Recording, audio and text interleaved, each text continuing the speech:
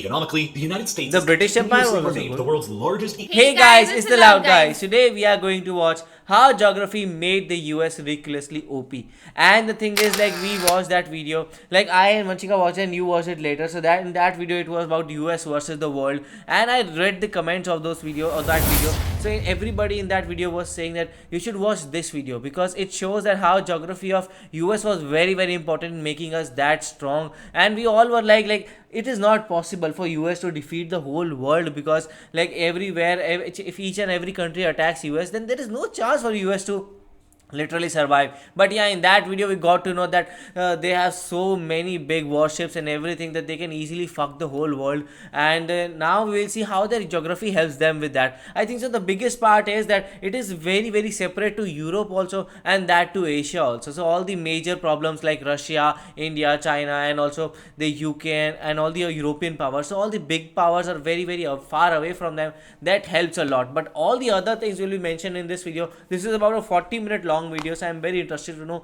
everything about it. Yes, even I'm interested to know that how geography of US is ridiculously on point. Like, we have watched by now so many videos of US that how much well advanced US is with technologies, with all the weapons in defense, army and everywhere. And in technology also it is far away US from any other country. So just let's see that what this video has to show to us, that how geography of US is different from others. Yeah, so if you guys are new to the channel, don't forget to subscribe the channel. So let's watch this. CuriosityStream.com/real-life-lore. The United States of America is the most powerful empire that has ever existed in human history, without even being the absolute largest in terms of overall territory. No other empire has ever been as capable of so thoroughly enforcing its will across the rest of the planet. Economically, the United States The British Empire was remained good. the world's largest economy since the 1890s, and is the only country that has ended every single decade with a larger economy than it started with for the past 150 years. Oh, wow. The US dollar is the primary reserve currency used by most of the world's nations. Yes. America's government is the second longest continuously run regime in the world, and despite making up just 5% of the contemporary human population, the United States controls around 30% of the entire planet's wealth, and Wow. produces 20% of all global manufacturing. And complementing America's tremendous economic might is also her unprecedented military strength. The US military alone represents nearly 40% of all worldwide military spending. Wow. The US Navy represents half of the worldwide naval fleet. The United States controls more than 750 overseas military bases across every conceivable theater of the world, enabling America to attack any threat anywhere on the surface of the planet in less than 48 hours. Wow. And while there are many factors that contribute towards this unprecedented global power and influence of the United States, the biggest reason for it and the true source from which all American power stems is the fact that the geography and the geology of the North American continent itself is just insanely overpowered from a civilization building standpoint. Wow. In fact, it's so outrageously overpowered that it's not even really fair to any of Earth's other civilizational start points, and it was almost Really? inevitable that any civilization that began where the United States did, regardless of people or ideology, would have eventually emerged as the dominant global superpower. Oh. So allow me to explain in depth why that's the case. Sure. To begin with, the core geographic reason of America's global power and the core of the North American continent itself is almost certainly the Mississippi River, and the vast basin that surrounds it, wedged in between the high Rocky Mountains in the west and the low Appalachian Mountains in the east, interconnecting with the Illinois, Ohio, Tennessee, Red, Arkansas, and Missouri rivers as well. Most of the tributary rivers that feed into this enormous system, spanning 1/3 of the entire continent, begin at relatively low elevations, which effectively means that the majority of the basin's rivers are calm and absent of any obstacles like rapids, and have therefore been easily navigable for thousands of years without the need for any advanced technology, extensive development, or infrastructure. The most important thing to understand about the Mississippi River itself is that it is the longest navigable river in the world, meaning that since time immemorial, anyone could essentially sail a boat carrying supplies or people from the Gulf of Mexico into the Mississippi's mouth and up more than 3,000 kilometers deep into the North American interior before hitting the river's only natural waterfall here, which, without coincidence, is exactly where the twin cities of Minneapolis and St. Paul was settled. The navigable section of the Mississippi River from these waterfalls down to the delta in the Gulf of Mexico is more than 3 times the length of the Rhine in Europe, and a third longer than even the Danube, Europe's second longest river. Navigable rivers like the Mississippi or the Rhine are tremendously valuable to generating economic activity because they are substantially cheaper to use as transportation of goods and people than land-based infrastructure. Roads and railways require not only high initial costs to construct, but high ongoing maintenance costs to keep them functioning and running as well. Whereas rivers are already there and are basically just free to use. The only costs involve creating ports and boats to carry stuff up and down them. And as a result of that, shipping products by water as opposed to land is anywhere from 10 to 30 times less expensive in the modern 21st century era. And civilizations who have more navigable rivers will be able to retain substantially higher amounts of profits from all the capital that they'll be saving on transportation costs.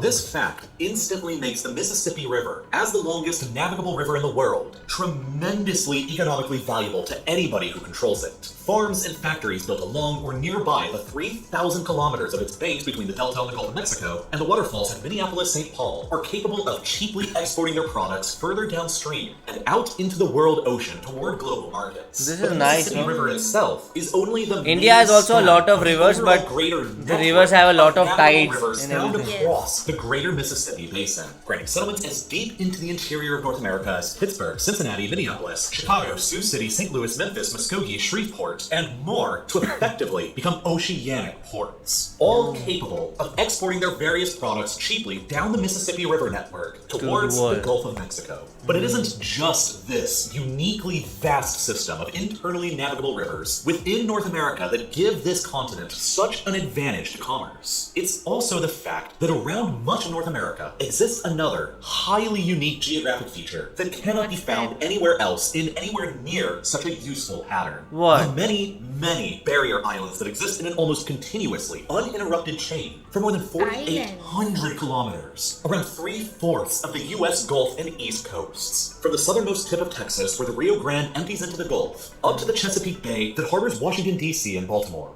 In effect, these countless low and flat islands have transformed what would otherwise be 4,800 kilometers of exposed coastline into a network they help in of protecting shielded those bays coastlines. that can be effectively utilized as a sort of oceanic river, relatively navigable all the way from Brownsville, Texas to Baltimore, Maryland. And since the delta of the Mississippi River empties out directly into this further navigable network, it means that goods have been able to be cheaply, reliably, and quickly transported from all throughout the North American interior to all across the Gulf and East Coast now for hundreds of years. When collectively added together, the internal rivers of the Mississippi Basin and this external intracoastal waterway wrapping around the Gulf and East Coasts account for nearly 25,000 kilometers of combined navigable waterways, which is not only more than the rest of North America combined, but more than the rest of the entire planet combined. The end result is the greatest natural transportation system to be found anywhere in the world. An enormous network of freely available riverine superhighways that causes 90% of the lower continental 48 United States to be within just 240 kilometers of an easily navigable waterway.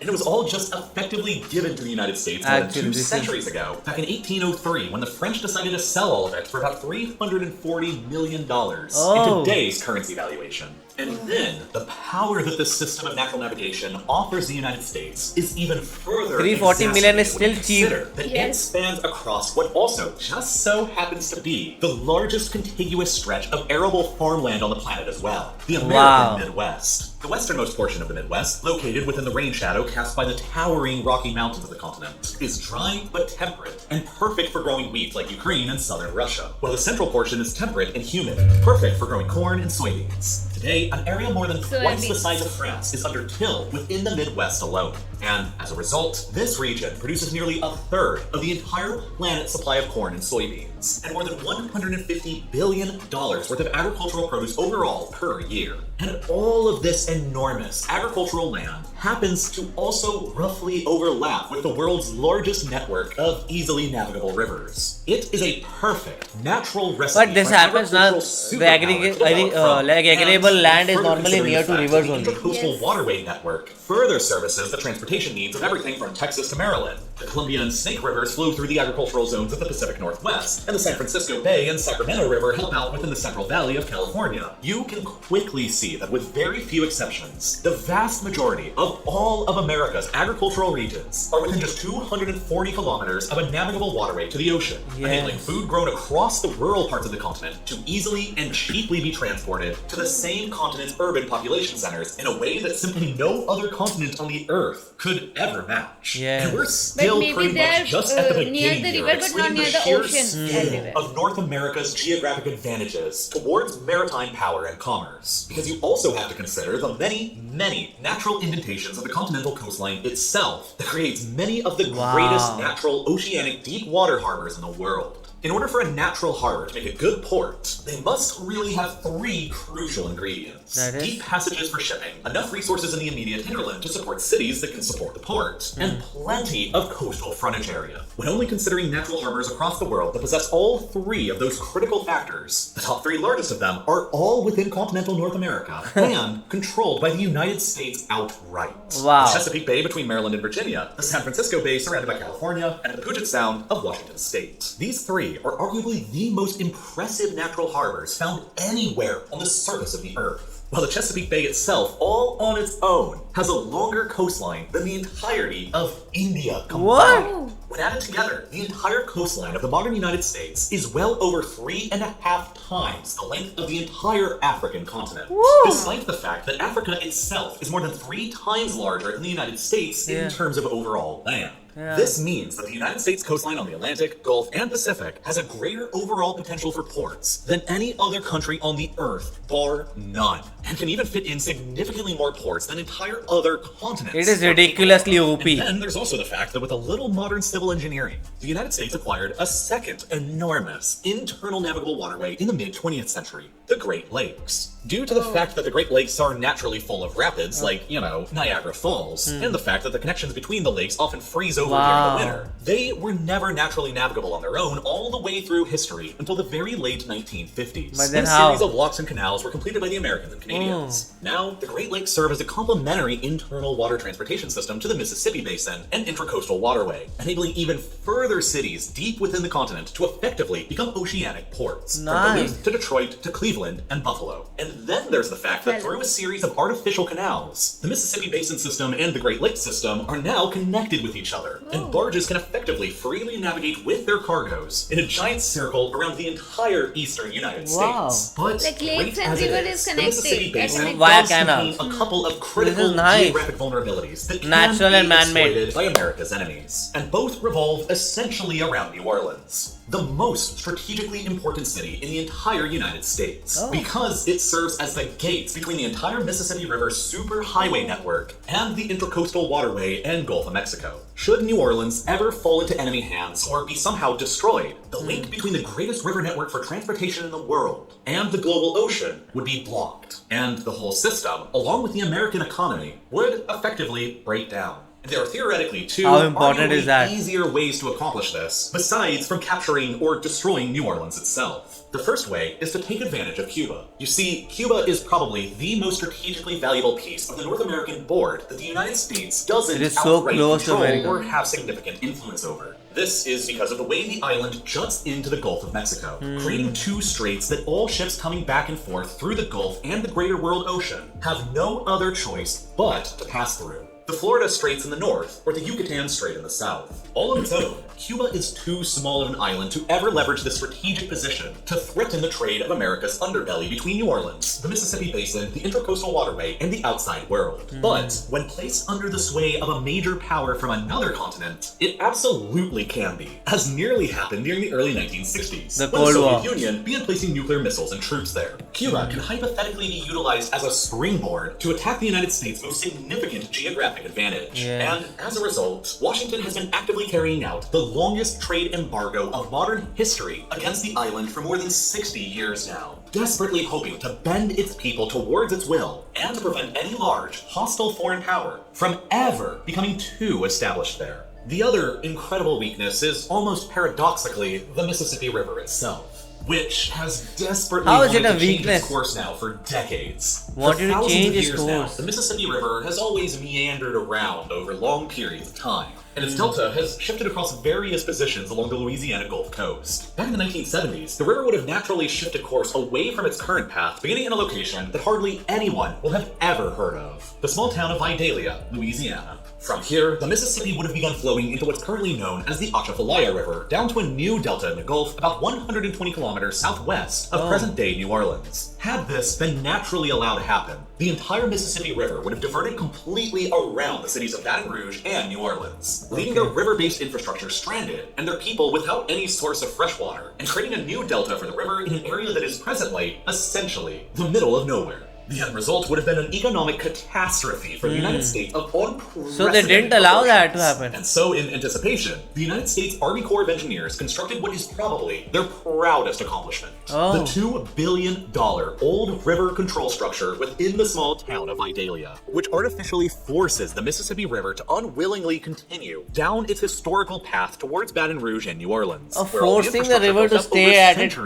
path. Is actually Is it rotated. good or not? But should this structure not, ever of course. somehow It's a fail in the natural future, way, na? the mighty But they should Mississippi not would almost stop it. immediately and violently snap courses to flood down the Atchafalaya towards the Gulf instead, flooding everything in its path and effectively destroying the utility of all America's industrial and agricultural processing infrastructure between Baton Rouge and New Orleans, and temporarily shutting down most of the Mississippi Basin's superhighway system until new infrastructure could be built down in the new delta. These weaknesses, though, are essentially only hypothetical. The fact is that the land where the United States is placed in is the best suited location in the entire world for a civilization to develop into a colossally capable maritime empire, for all the reasons that I've already explained, and for many more. For example, there's also the fact that for centuries now, the United States has been capable of developing within this continental-sized landmass without the fear of any regional rivals developing to either the north or the south in Canada or Mexico, largely because the geography of both these regions to the south and the north cannot support nearly as powerful, nor as populous an empire as the land in the middle that is presently controlled by the United States. After the United Mexico States can be, invaded, no? conquered, and annexed half of Mexico back in the 1840s, the largely mountainous lands that Mexico was left with didn't contain even a single naturally navigable river within the interior, and only a single good natural port on the coastline at Veracruz. In addition, what agricultural areas Mexico had left were relegated within the many valleys crisscrossing in between the mountains, leading them to be highly separated from all the other agricultural areas of the country, which is completely opposite of the enormously interconnected agricultural geography further to the north in the United States. And then in Canada, the vastness of the Canadian Shield, a cold region where glaciation over eons of time has stripped the area of most of its usable soil, making it useless for agriculture, stretches across half the entire country. Most of between the Canada Great is too Lakes and the cold. Arctic Ocean, and separates the small agriculturally productive See, core 50% of Canada's population lives there. What the hell? Provinces and British Columbia over to the west. Without any internally navigable rivers between them to rely upon, like much of the United States, there is still, to this day, only a single road that connects all four of these provinces west of the Canadian Shield to the core of Canadian civilization to the east of the Shield. Just a And single this road. means that, inevitably, the four Canadian provinces west of the Shield are significantly more economically integrated with the United States to the south than with the rest of Canada to the east. Because it's far easier to actually travel south and access America's vastly superior transportation network. Therefore, as the fate of geography would have it, the core region of North America's insane productivity and easy transportation is also one of the most secure Your neighbors are locations also of its dependent kind on you. anywhere on the planet, far removed from any potential major rivals or threats. And this, in essence, is the secret The best sauce part of is to America's have your neighbors by your enormous side. geopolitical strength. Or under you. Incredibly easy transportation within the core, combined with incredibly difficult transportation beyond it. Not only can no rivals easily develop within North America to threaten the core, but two enormous oceans separate the core from all other continents as well, essentially transforming the United States into an island empire, but of continental scale. Oceans are incredibly difficult for invading militaries to travel across. In 1940, with the domination of continental Europe, Adolf Hitler had to cancel the invasion of England across the English Channel because it was proving too logistically difficult for the Nazi war machine to pull off. And that channel is only 33 kilometers wide at the narrowest point. The shortest distance between the United States and Europe is nearly 5,000 kilometers across the open ocean. And it's even further away from Asia across the vast and empty Pacific. So, as a result, the core of the United States has never been invaded by a hostile foreign power in more than 2 centuries since the British in 1815, because it's largely impossible to actually do so, especially when considering that the United States also controls half of the naval tonnage of all the world's navies, Now they and just dominates complete- the entirety all of the the world's worlds. oceans. And even if somehow a foreign power was capable of miraculously overcoming the largest, most capable, and most technologically advanced navy in human history, and then transporting and supplying hundreds of thousands to millions of troops across thousands of kilometers of open ocean and landing them on the beaches of North America, it still wouldn't even really matter, because What? the North American continent has essentially all of the resources required for modern civilization and modern militaries located deep within it. This is the other huge key to the power of the Wow. modern United States. North America's raw geologic potential. For many decades, the specter of overdependence on other nations and other continents for their energy resources towered over the minds of America's most strategic planners. Though it was once the largest producer and exporter of oil in the world throughout the early 20th century and provided nearly 6 out of 7 of all the barrels of oil used by the Allies of World War II, 6 out of America's 7. days as a major oil producing nation were believed to be ending by the mid-1970s, as demand rapidly outpaced production in the post-World War II boom economy. By 1973, with the country importing more than a third of its entire oil supply from abroad, the United States was suddenly especially vulnerable to international oil embargoes coming from OPEC, the Organization of Petroleum Exporting Countries, consisting of countries across the Middle East, Africa, and Venezuela. At that time, the countries of OPEC represented half of all the oil production in the world, and their decision to embargo the United States due to their support of Israel during the Yom Kippur War shut them out from that half of the world's supply and caused American energy prices to skyrocket. Later on, after the 1979 Islamic Revolution in Iran, the United States became shut out from that country's entire rich supply of oil as well. And as the demand for oil within the United States continued to increase throughout the 20th century, and with domestic production never capable of catching up, America found itself in a position where, by 2005, the country was importing a whopping 60% of its oil supply from abroad, an amount that is, percentage-wise, highly similar to what China imports today. As a consequence, Even American India foreign imports a policy lot was, of it. for decades in the later 20th 70 to century, 80%, I dominated think so. and constrained by this heavy dependence on the outside world for its oil supplies. But beginning in the early 21st century, a revolution in the oil and gas industry back at home would permanently change this reality with profound What and was still that? unknown consequences. Technological and economic innovations in drilling technology and techniques now known as fracking were finally unlocking the ability of oil and gas companies to economically crack Like the America hydrocarbon always find a of solution shale out of oil, it. which had because, remained you know, elusive I for more said than a that century you name beforehand. it and they Beginning will in make Texas it. as recently Yeah. as 1998 within a region known It as is the making us Barnett, Indians around feel very Dallas, Fort small. Worth. It's The news just that that they shale have to rock could think be about the economically thing. Yeah. harvested They'll for make it. oil and gas began to rapidly spread like wildfire. These new shale discoveries revealed that Texas possessed many of the largest oil and gas fields known anywhere in the world, like the Eagle Ford in the south that became the 5th largest known oil field, just behind the enormous Bergen field in Kuwait, and an area located in the Permian Basin of West Texas known as the Spraberry and Wolf Camp that is now considered the 2nd largest oil field in the world, Wow. remaining only behind the mighty Gavar field that forms the backbone of Saudi Arabia's oil Mighty mines. Gavar In the span of field. just a single decade, this new reality and these enormous In Hindi, discoveries Gavar means rocketed illiterate. Texan oil production fivefold to make the state a larger oil producer than every single country in OPEC besides Wow. Saudi Arabia itself. And today, Texas alone produces 45% of the United States' entire domestic oil production. Nice. And if it were an independent country, Texas would be the world's 4th largest oil producer behind only the rest of the United States, Saudi Arabia, and Russia. It's also the shale play in the Bakken field of North Dakota. This suddenly transformed that isolated central state into America's 2nd largest oil producer, only behind Texas. There's also the But it vast will oil also and be gas shared fields with in the Canada, offshore no? of the Gulf of Mexico, the North Slope of Alaska, and what could ultimately prove to potentially become the largest natural gas field ever discovered anywhere in the world. The enormous Marcellus Field, 1 to 2 miles beneath the ground, How spanning across many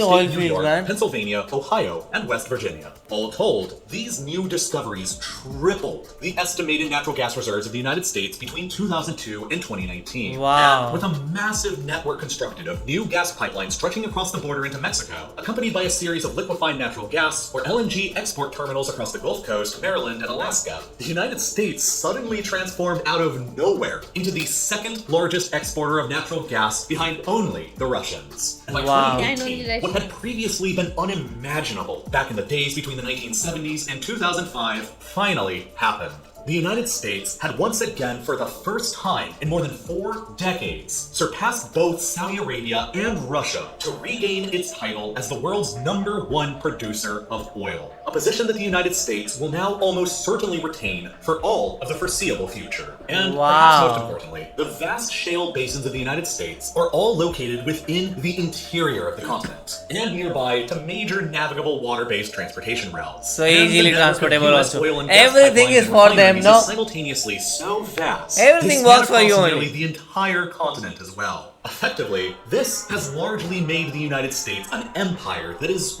mostly capable of true energy independence. Yep.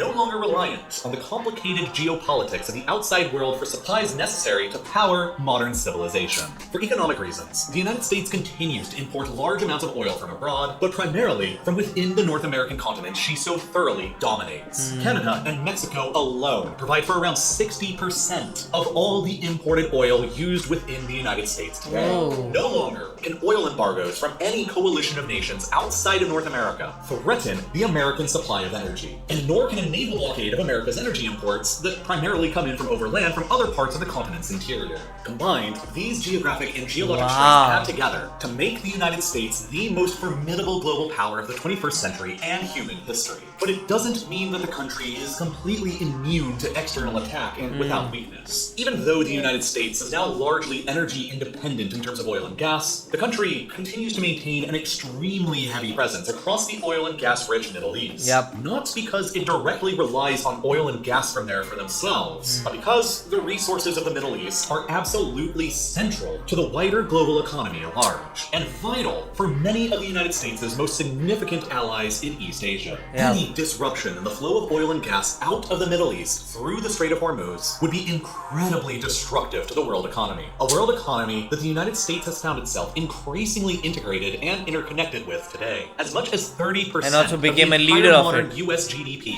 and nearly 40 million American jobs stem from this interconnected web of trade with the rest of the world. Wow. Which means that to a large extent, the United States is, in fact, still dependent on the rest of the world, and especially the region of the world that most powers it, the Middle East. This is why in 1991, decades before the Shale Revolution, the United States was so swift to destroy the army of Saddam Hussein after he led Iraq into invading and conquering neighboring Kuwait. By seizing control of Kuwait, Saddam found himself personally in control of more than 20% of the entire world supply of oil known at the time. After mobilizing his army on the borders of Saudi Arabia immediately afterwards, it appeared clear that he was going to invade that country as well and seize control over their oil fields, catapulting him into possession of 45% of the world's known supply of oil, which He had a very would have made Saddam drastic Hussein plan. the master of oil's price and supply across the planet.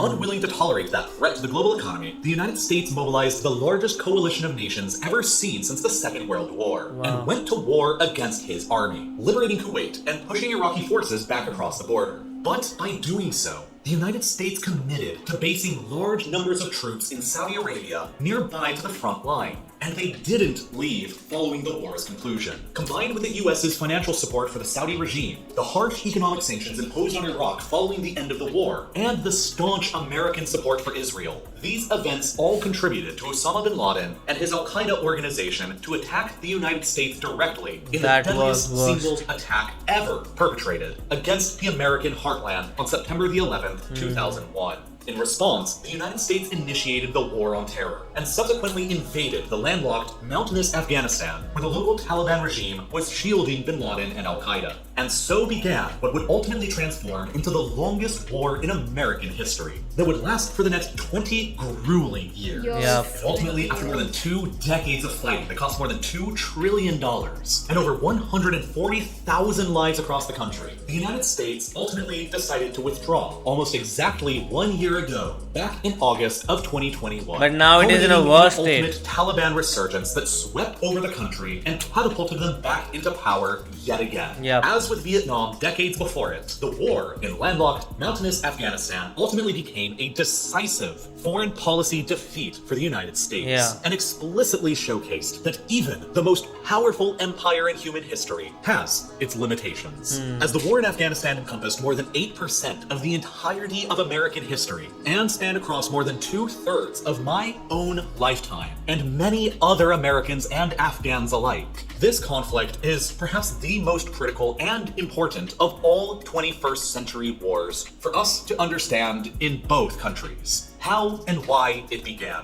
why it lasted for so long, and what lessons can be learned from it both within America, Afghanistan, and the rest of the world. But unfortunately, if I made an in-depth video about the war in Afghanistan here on YouTube, the many disturbing, violent, and controversial details of discussing a very recent and horrible conflict would cause the video to become demonetized and age restricted, which I completely understand and believe is appropriate, but it ultimately means that YouTube's algorithm would never promote the video to you, and there's just simply no way that you would ever see it here. This video was so knowledgeable about US, like seriously how on point, like how OP US's geography is, literally how he explained about everything, like from river to oceans to mountains to agriculture land to the advancement of technology. Everything he explained in this video in very much detail, and he covered a lot of videos part in River Mississippi, and of course it should be, because River Mississippi performs a lot of activities of US. So yeah, it was very important, and how we saw that even the lakes are connected to River Mississippi via canals, and everything important to that is built near River Mississippi, and even transportation is very important through that river only. So it contributes a lot to US. And then we saw about agriculture, that they are also built near they are also there near oceans and near river as well. And then we saw that how oil and gas, like mainly the oil, how oil is produced mainly in US and in Texas, Mexico, and a lot of cities, but yeah, mainly in Texas. So yeah, we have seen a lot of things in this video, that how it is. And like if we sum up all the videos about US that we have watched, like about advancement of technologies, about weapons, about how you should never mess with US, and all the things, and this video, so it clearly sum up that okay, US is really a big country. Of course it is, like geography wise, and also like technology wise and everything, you should never mess with US. So yeah, this video was really knowledgeable. And actually it just shows that even if US goes into war with any country, it has all the resources in itself to survive. It does not need any other country's help or something like that, because many countries are like that. They import food a lot from other countries, so they need somebody's help to survive, and they cannot just go into the war like that. And that is if we compare Russia, say Russia has a lot of land that is unusable, like a major part of their population lives just near to the the south part of Russia, that's it. And similarly we saw Canada. In Canada also, the Vancouver, Toronto, and these are the only, I think, the main cities where 50% of the population of Canada lives. All the other is much inhabitable, and very few people live out there. But with US, the best part is that all of the US is habitable, and everybody is spread everywhere. So you have presence of people everywhere, and you can also instill army everywhere. And similarly with India, if I say that India also has a lot of rivers, and India also have a lot of arable land. If you compare the land mass, we have a lot of arable land, and also like we also are one of the largest producers of food and these kinds of things. So this is also a very good thing. As far as America and India is concerned, India also is kind of an island. We are also separated by it on two sides, but yes, on top of us there are many countries, and that the main problem with India is we have enemy countries. We have like Yes. China, we have Pakistan, and these countries we do not have a good relation with. That is the main problem with India, and so we can we can be attacked by there. And with US, the biggest part is US is so rich, so it also helps Canada, and it also helps like Mexico out there. So it is always the big boss out there. In India and in Indian subcontinent, there is no big boss because India does not like China to be the boss, and China does not like India to be the boss. So there is a continuous infighting going on. So what do you guys think about it? Do let us know in the comment section below. So do like, share, and Subscribe to our channel. bye. Bye.